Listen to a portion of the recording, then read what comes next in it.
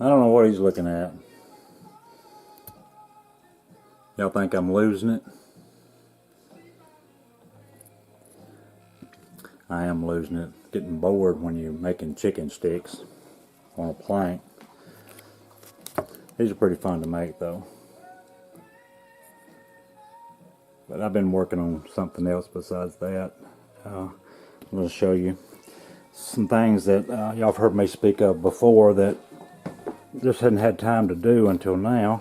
Having a little time in these dog days of summer. Check this out.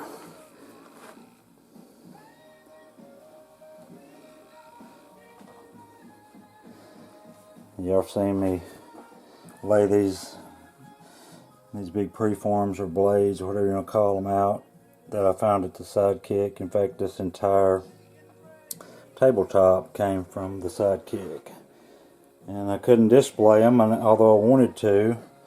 I found a way. This case right here I made. It's not actually a case. Check this out. It has no bottom in it except this tabletop being the bottom.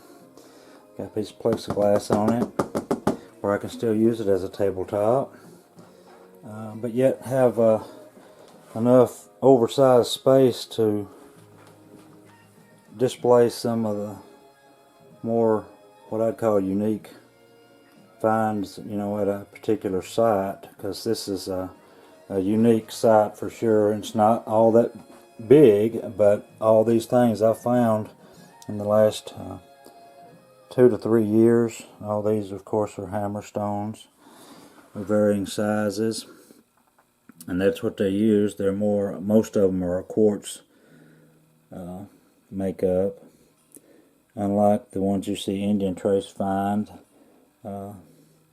These here are not so symmetrical, but that's what they used. And see if I can get this top off of here, and I'll pick up 1 or 2 of them and show you. Okay, I'm back. I just took the plexiglass off. I wish there was a way that I could figure out how to get that to where I could just lean it up and prop it, and probably can. Just a matter of trying to figure out how to do that without having to take it out. Anyway, I was going to show you just a few of these. Not many of them are. That's about as symmetrical a one as I find. These are like a quartz property, and this one here is like a flint. It's that banded material that I've showed you often that I call pecking stones. It's a striped material, and it's got a lot of quartz properties in it. But anyway, these are quartz nodules, and that's what they used as hammerstones. Here's one that's quite faceted. It's still got it's a big piece of quartz. You can see it. But anyway, I wanted to display some of these more unique, what I call unique finds. That's the only bell pestle, or the best bell pestle that I've ever found. And of course, it came from a Sidekick. A small example, nice one. And look at this big old chopper. You can't put that in a rocker mount, but I thought it was neat enough that I wanted to put it in a table. That's a style of chopper, and this is a style of chopper. Of course, this one's got some modern plow scar right there. It's wondering how it took a bit off, and then it's got an old break right there. But that's the only celt that I've ever found at the Sidekick. Quartz tool. Just some unique things, some that otherwise would just be stuck in a box somewhere that nobody could enjoy, even me. I like seeing them all together. I'm glad I finally got something that I can lay them out and just look on them.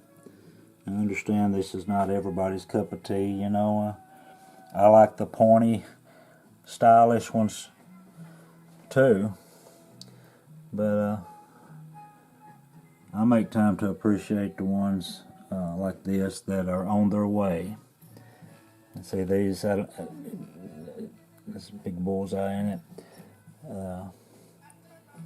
This site was unique in that it appears as though, by looking at this, that they were a conservative people, that they found their material wherever, and I feel like it wasn't too far from where they were at, although I may be wrong, but there's a lot of hornstone around here, and I don't feel like they would have had to have gone very far from where they were to find it. But if they did, and they had to go a few miles or whatever to the source, well, then they reduced them into sizes in which they could carry, without bringing back an excessive amount of material that they wasn't going to be able to use. Just like with this, you could tell this is a cortex on it, and they chipped out, what they didn't need, and they took with them what they did need. And they could carry a bunch of these at one time. But anyway, they were unlike a lot of people, a lot of sites that I've ever hunted. This is the only site that I've ever hunted that I have found this number of large preforms, and as many more artifacts as I've found at the old stomping grounds. And let me show you right quick. From the floor down there up to right here, from there down, all of them are cases full of complete points that came from the old stomping grounds. Not to mention there's 4 or 5 boxes of tools and no telling how many broken ones.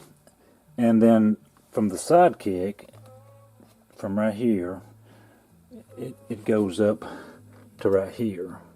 While that's a bunch of points from here to here, it's still only about half of what I found at the old stomping grounds. And there's only a creek that divides the two.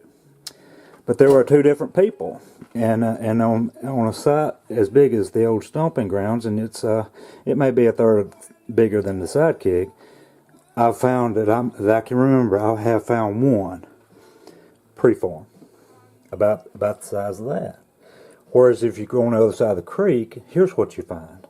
So the people, while no doubt they were related, they had different characteristics about them. These people were conservative. They had a different philosophy, apparently, than the ones across the creek. In that there were some there that had a desire to hold on to them until they actually needed them. Whereas when you go to those stomping grounds, everything you find over there is made into a finished point or a finished tool, merely because you don't find these large preforms, which is nothing more than early stages of any kind of point making. Is they'll get them. Most every point starts out similar to this, oval, and creating edges to where you can take off flakes. And you that nap know what I'm talking about. You that don't, may wonder about, for instance, things like this. Let me point out something to you just for your benefit. While I've seen no telling how many say, look how that was made intentionally by them to fit right in the palm of your hand to where you can use it. You can't convince me that they planned that. The human hand's an amazing tool in itself, and there's not a single rock on this table that what you can't pick up and hold on to, that if you want to believe so, that the Indian made that specifically to fit in your hand. See how my pinky goes right there in that hole and how that goes in the palm of my hand? I could say that about this rock. See how it curves right naturally to fit in my hand? They believe me, they didn't set out to make that curved like that to where it would fit in the palm of your hand or their hand. It just naturally does that. This is a natural stone. But you put it in the palm of your hand, you can turn it one way or the other. And if you didn't know any better, you'd be confident that that was naturally made by man to fit in your hand. Or it was manufactured by man to fit in your hand. Not true. That was a natural stone that as they worked it, it broke off pieces, and first one thing and another. And they could use it from as big as that to as small as that. And when you pick it up, you'll find a comfortable place in your hand in which to use it. Same way with these. But anyway, these were reduced down to a certain spot, and then they held on to them, obviously, until they had a need to advance them further. Often these, you can tell the difference between a preform and a used blade in that they're not defined on the edges. They'll get them so far, and if they're, this one could have been used either way, because you can see some secondary flaking on the edges of it. Some of that could have been done in shaping it, although some of it could have been done in that they were using this edge and they was resharpening it.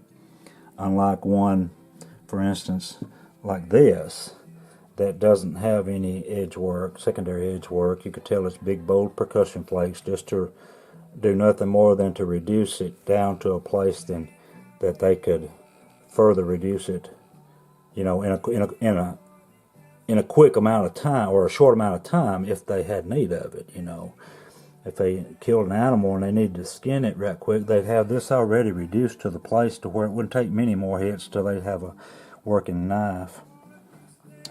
This one here, you can see some edge work, some secondary edge work right here. So they were probably utilizing that, at least that portion of it, as a cutter.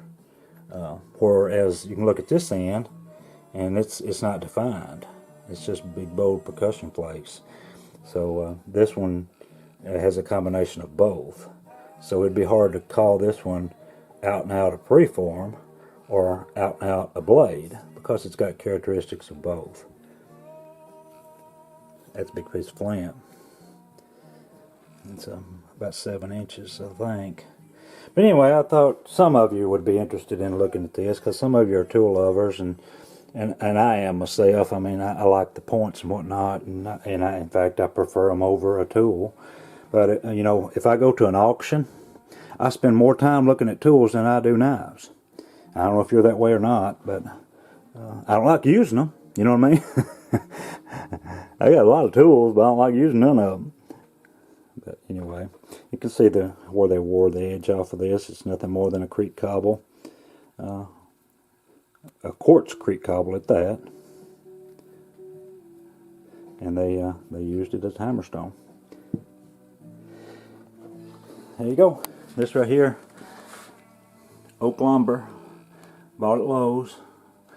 Width is already pre-cut, 2.5 inches. I stood one up, 2.5 inches, made a frame, then I capped it with a 2.5 inch frame that I mitered. I didn't think about it when I made the frame, the base for it, but I didn't miter it, and there's what you get if you don't miter the frame. Just didn't think about it staining that different of a color, but it did. So if I had to do over again, I would miter these corners as well, but nobody knows it but me. You wouldn't have known it had I not showed it to you, because this side you don't see it. Other side you don't either, it's just on 2 ends.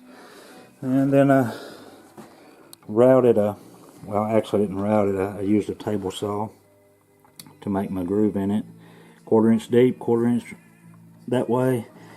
And I tested, I checked on plexiglass before I done that to know what thickness that I needed to get to where it would not bow on its own, but it would serve as a tabletop when I wasn't looking at the display. Cover it up with something else and still use it as a tabletop. They said the 1/4 inch would work on a span such as this. It ended up being inside here 28 by 28, and laid it right in there. And so it's going to serve the purpose real well. I'm glad to have it to where I can just walk by and look at these if I want to, and it's convenient enough that if I get tired of looking at all these, I can take every one of them out and I can put them back in a box and I can put something entirely new in here. But anyway, that's what I've been fooling with. Hadn't got nowhere to hunt, and been watching y'all guys find some good looking stuff and show off some already past finds. And so anyway, I wish y'all good luck, and just wanted to show you what I've been doing.